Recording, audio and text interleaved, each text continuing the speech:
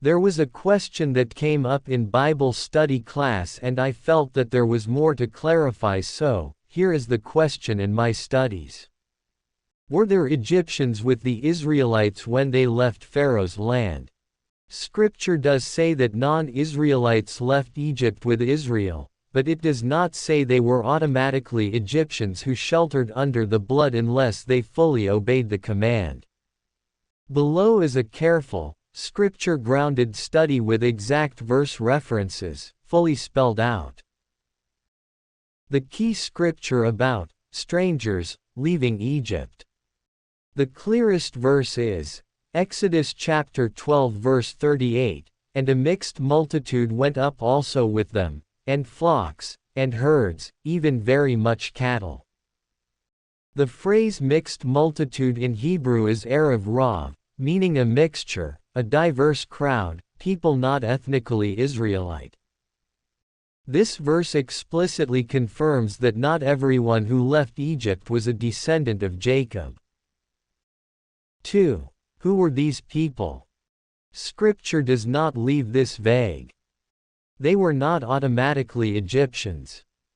Some may have been Egyptians, but the term includes Egyptians who feared the God of Israel, foreign slaves from other nations living in Egypt, sojourners who attached themselves to Israel, and possibly people rescued from forced labor. This fits with Exodus chapter 12 verse 37. "And the children of Israel journeyed from Ramesses to Succoth, about 600,000 on foot that were men, beside children." Then immediately after, verse 38 adds the mixed multitude, showing a distinction. 3. Did Egyptians put blood on their doors? This is where assumptions often go too far. The command for the blood was given specifically to Israel. Exodus chapter 12 verse 13. "And the blood shall be to you for a token upon the houses where ye are, and when I see the blood, I will pass over you." And again. Exodus chapter 12 verse 22. "And ye shall take a bunch of hyssop, and dip it in the blood that is in the basin, and strike the lintel and the two side posts with the blood that is in the basin." Scripture does not say Egyptians were commanded to do this. However, Scripture does allow for the possibility that anyone who feared God and obeyed could be spared, as seen earlier with the plagues. Exodus chapter 9 verse 20. "He that feared the word of the Lord among the servants of Pharaoh made his servants and his cattle flee into the houses." This shows that some Egyptians did fear the Lord, but fearing God is not the same as participating in Passover unless they fully submitted to the covenant requirement. 4. Covenant law clarifies the issue. God makes this very clear after the Exodus. Exodus chapter 12 verse 43. "This is the ordinance of the Passover, there shall no stranger eat thereof." Then he adds an exception. Exodus chapter 12 verse 48. "And when a stranger shall sojourn with thee, and will keep the Passover to the Lord, let all his males be circumcised, and then let him come near and keep it, and he shall be as one that is born in the land." This tells us three important truths.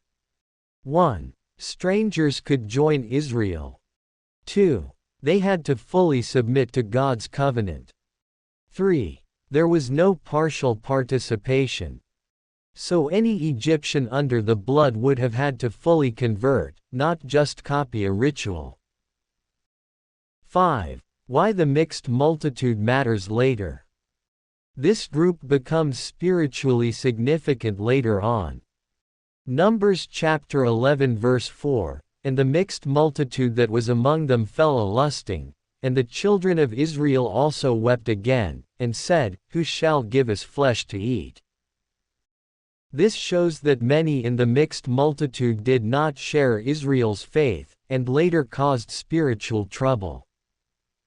This strongly suggests that while some joined sincerely, others joined for survival or opportunity, not covenant loyalty. 6. Final biblical conclusion. Scripture does say non-Israelites left Egypt. Some Egyptians feared the Lord. A stranger could join Israel, but only by covenant obedience. Scripture does not say Egyptians casually put blood on their doors. Scripture does not say the mixed multitude was entirely Egyptian. The blood on the door was not a cultural symbol, it was a covenant act of obedience, and Scripture is very careful not to blur that line.